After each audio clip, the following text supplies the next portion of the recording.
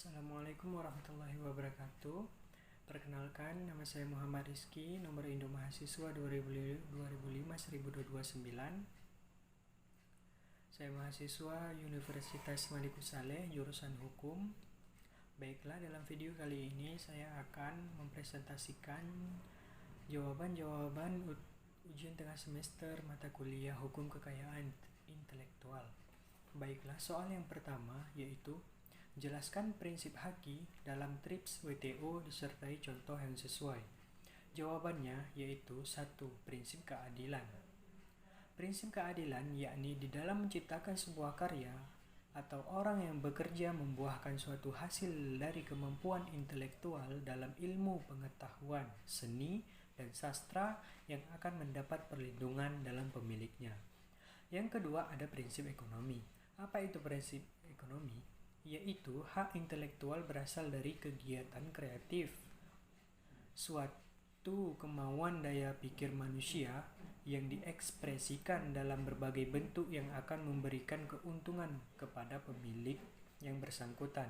Yang ketiga ada prinsip kebudayaan, yakni perkembangan ilmu pengetahuan, sastra, dan seni dalam meningkatkan kehidupan manusia.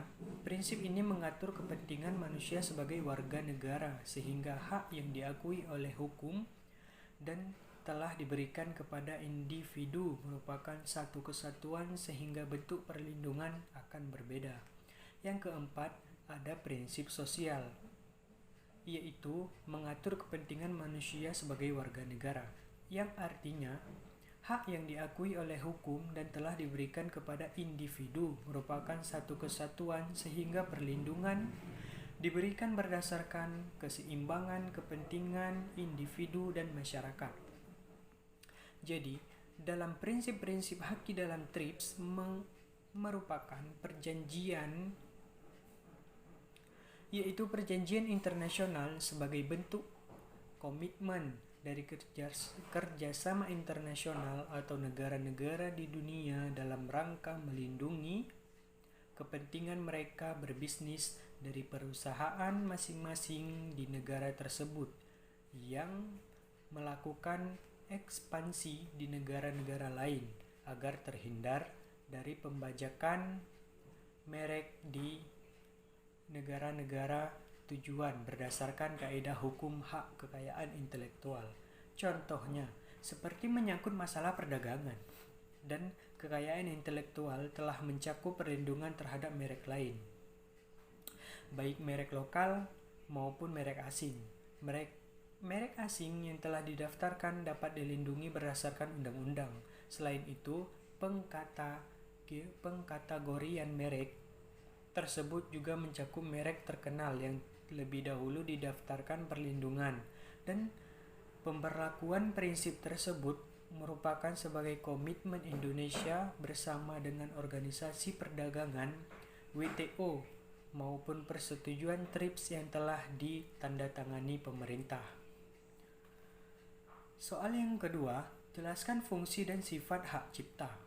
Baiklah, yaitu jawabannya hak cipta berfungsi menghargai suatu karya dan mendorong pencipta karya tersebut untuk menghasilkan karya baru. Tujuannya dari pelaksanaan hukum hak cipta adalah melindungi hak eksklusif, hak moral, dan ekonomi bagi pencipta karya. Berikut penjelasannya. 1. Hak eksklusif. Apa itu hak eksklusif? Hak eksklusif adalah hak pembuat karya untuk mengontrol mekanisme kepemilikan juga distribusi dari karyanya. Hak eksklusif berarti siapapun yang ingin menggunakan atau menyalin, memperbanyak, dan menjual suatu karya cipta harus mendapatkan izin terlebih dahulu dari pembuatnya. Yang kedua, hak moral. Apa itu hak moral? Hak moral berarti walaupun karya tersebut telah dibeli, pembeli harus tetap mencantumkan nama pembuat karya. Hak moral membuat karya akan selalu lekat dengan siapa pembuatnya. Yang ketiga ada hak ekonomi, yaitu berarti pembuat karya berhak mendapatkan imbalan ekonomi dari pihak-pihak yang menggunakan karyanya. Selanjutnya sifat-sifat hak cipta. yang terdiri dari 1. Hak cipta adalah hak eksklusif. Berdasarkan arti dari hak cipta dalam Undang-Undang Nomor 28 Tahun 2014, disebutkan bahwa hak cipta ialah hak eksklusif. Diartikan sebagai hak eksklusif karena hak cipta hanya diberikan kepada pencipta atau pemilik atau pemegang hak. Dalam aturan itu juga menjelaskan bahwa setiap orang tidak boleh memanfaatkan, bahkan juga mengatur bahwa dilarang memakainya kecuali terdapat izin pencipta selaku pemilik hak atau orang yang menerima hak dari pencipta tersebut atau pemegang hak. Pemegang hak cipta yang bukan pencipta ini hanya mempunyai sebagian dari hak eksklusif tersebut, ialah hanya terdiri hak ekonominya saja. Yang kedua, ada hak cipta untuk kepentingan umum. Seperti yang telah dijelaskan bahwa hak cipta merupakan hak eksklusif yang istimewa, tetapi ada pembatasan-pembatasan tertentu yang bahwa hak cipta juga perlu untuk memperhatikan kepentingan masyarakat atau umum yang juga turut memanfaatkan ciptaan seseorang. Secara umum, hak cipta atas suatu ciptaan tertentu yang dinilai penting demi kepentingan umum dibatasi penggunaannya, sehingga terdapat keseimbangan yang serasi antara kepentingan individu dan kepentingan masyarakat atau kepentingan umum. Kepentingan-kepentingan umum tersebut antara lain yaitu kepentingan pendidikan, ilmu pengetahuan, dan kegiatan penelitian dan pengembangan. Ketika negara memandang perlu, maka negara dapat mewajibkan pemegang hak cipta untuk menerjemahkan atau memperbanyak, atau pemegang hak cipta dapat memberi izin kepada pihak lain untuk melakukannya. Soal yang ketiga, apa yang dimaksud dengan hak moral dan hak ekonomi dari hak kekayaan intelektual? Jawabannya ialah yang pertama, hak moral. Apa itu hak moral? Hak moral diatur dalam Undang-Undang Nomor 28 Tahun 2014 Pasal 5 hingga Pasal 7. Hak moral adalah hak yang melekat secara abadi pada diri pencipta. Berikut yang menjadi hak moral pencipta, yaitu mencantumkan atau tidak mencantumkan namanya pada salinan sehubungan dengan pemakaian ciptaannya untuk umum. Yang kedua, menggunakan nama alias atau nama samaran. Yang ketiga, mengubah ciptaannya sesuai dengan kepatutan dalam masyarakat. Yang selanjutnya, mempertahankan haknya apabila terjadi distorsi ciptaan, mutilasi ciptaan, modifikasi ciptaan, atau hal yang merugikan kehormatan diri atau reputasinya. Yang selanjutnya, hak moral tidak dapat dialihkan selama pencipta masih hidup, akan tetapi pelaksanaan hak moral dapat dialihkan dengan wasiat atau sebab lain setelah pencipta meninggal dunia. Selanjutnya, hak ekonomi. Hak ekonomi merupakan hak eksklusif pencipta atau pemegang hak cipta untuk mendapatkan manfaat ekonomi atau ciptaan. Contohnya, Pasal 58 ayat 1 Undang-Undang Hak Cipta berlangsung selama pencipta hidup dan akan berlangsung selama 70 tahun setelah pencipta meninggal. Ciptaan tersebut diantaranya 1. Buku, pamflet, dan semua hasil karya tulis lainnya. Yang kedua, ceramah, kuliah, pidato, dan ciptaan sejenis lainnya. Yang ketiga, alat peraga yang dibuat untuk kepentingan pendidikan dan ilmu pengetahuan. Yang selanjutnya, lagu dan musik dengan atau tanpa teks.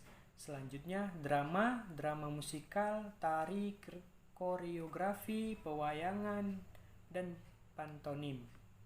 Yang selanjutnya, hasil karya seni rupa dalam segala bentuk seperti lukisan, gambar, ukiran, kaligrafi, seni pahat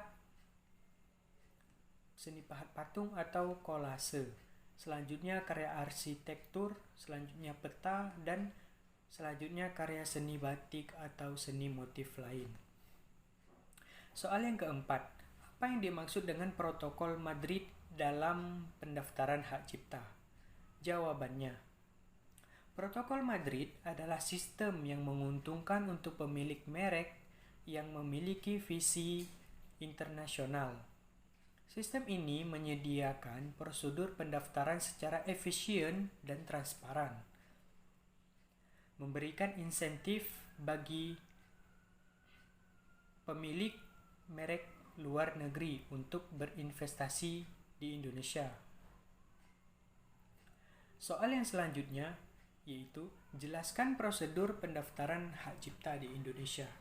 Baiklah, jawabannya yaitu 1. Masuk ke situs ehakcipta.degib.go.id. Yang kedua, lakukan registrasi untuk mendapatkan username dan password. Yang ketiga, login menggunakan username yang telah diberikan. Yang keempat, mengunggah dokumen persyaratan. Yang kelima, melakukan pembayaran setelah mendapatkan kode pembayaran pendaftaran. Yang keenam, menunggu proses pengecekan. Yang ketujuh, approve atau pendaftaran pencatatan ciptaan telah disetujui. Yang terakhir, sertifikat dapat diunduh dan dicetak sendiri oleh pemohon. Baiklah, itu tadi hasil presentasi dari saya mengenai jawaban-jawaban ujian tengah semester mata kuliah Hukum Kekayaan Intelektual tersebut. Terima kasih. Lebih dan kurang saya mohon maaf. Wabillahi taufiq wal hidayah. Assalamualaikum warahmatullahi wabarakatuh.